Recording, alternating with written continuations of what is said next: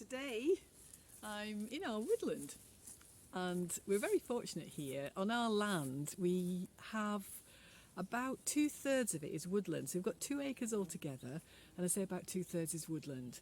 And it's really mixed woodland because the farmer who owned the land before us planted a real variety of trees, and when we arrived these were just young saplings, but now as you can see they're getting bigger. So he planted a lot of these smaller trees that you can see in the background, and they're really growing. So we've got a lot of oak, ash, silver birch, cherry trees, alder. We've got a real mixture.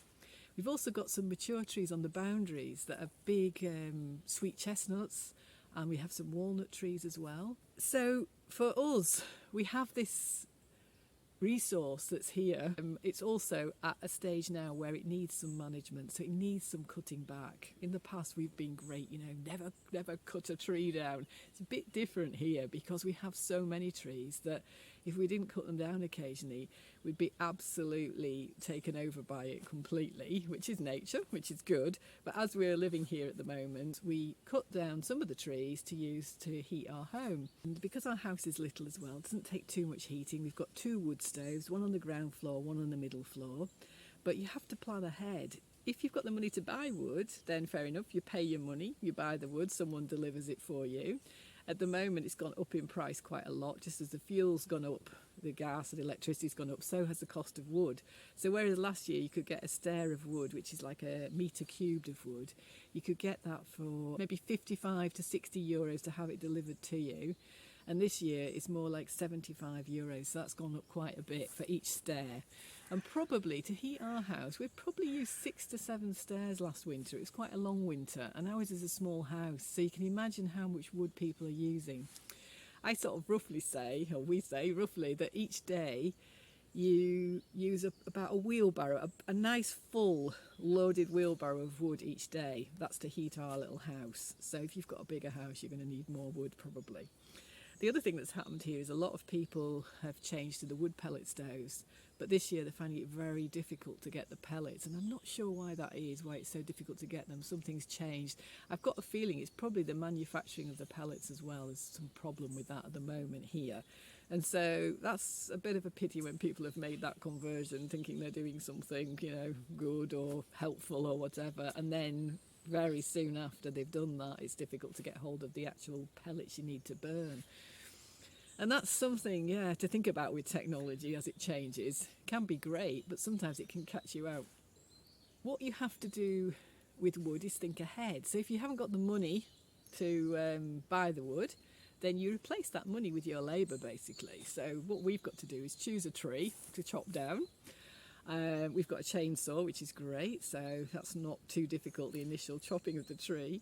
But after that, there's quite a lot of work in removing all the small branches, chopping it up, sorting it out. The small branches, some of them can be used for kindling, but you have far more than you'd ever need for kindling. So they've got to be stacked somewhere. I've usually sort of stack them near a tree and let them compost down. Once the tree's cut, that's got to be cut into smaller pieces, and then they've got to be split into logs, and it's got to be logs that fit your stove. So we've got quite a small stove in a way. I think we need logs that are about 30 centimetres. So you've got this big tree and you've got to get it down to 30 centimetre logs that are going to burn in your fire. And then they've got to be stored somewhere. You can't use them straight away. You've got to store them for at least a year.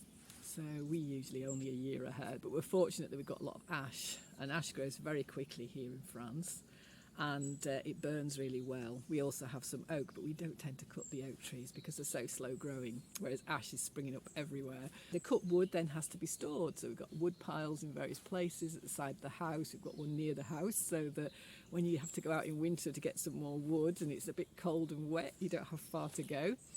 But, moving wood is heavy, so it's quite heavy work. Tom does the initial sawing of the tree. I help with removing the branches and cutting up the smaller branches.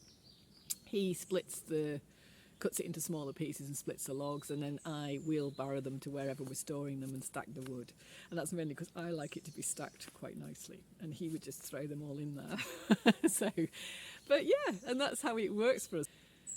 This year we're preparing more for next year because we were very fortunate last year that because we're classed as a low-income family in France, we were able to receive, in fact we just received it, we couldn't refuse it actually, we received an energy check, and we've received these energy checks for about the last 6 years and never been able to spend them, or particularly needed to spend them actually.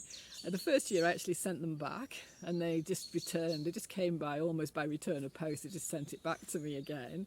And then finally last year we decided, well, they keep giving us these, it would be useful if we could spend them. And so we managed to find someone that would accept them in exchange for wood. So that's what we did. So last year we actually got a lot of wood delivered, and it's good wood as well. I think a lot of it's oak, so it burns really well, from a person not too far away, and they accepted the checks in return. So that was a bit of a gift really from the French government, which was very appreciated. And so now this year we're preparing more for maybe the end of this winter and for next winter. We're moving wood, stacking wood, that kind of thing. So I just thought I'd share a little bit of what we're doing at this time of year. But most people are, yes, ordering the wood and getting it all stacked in ready for winter. So there's that real feeling of preparing for winter and hunkering down. We've got a lovely autumn day at the moment, and it's very sunny, it's beautiful. But, you know, winter is on its way, and people know that. So you sort of start to feel that change and prepare for that. So have a good week wherever you are. If you like these videos, there's a couple more up here. Subscribe, hit the like button, ring the bell if you want to be notified when I make new ones. Okay, bye.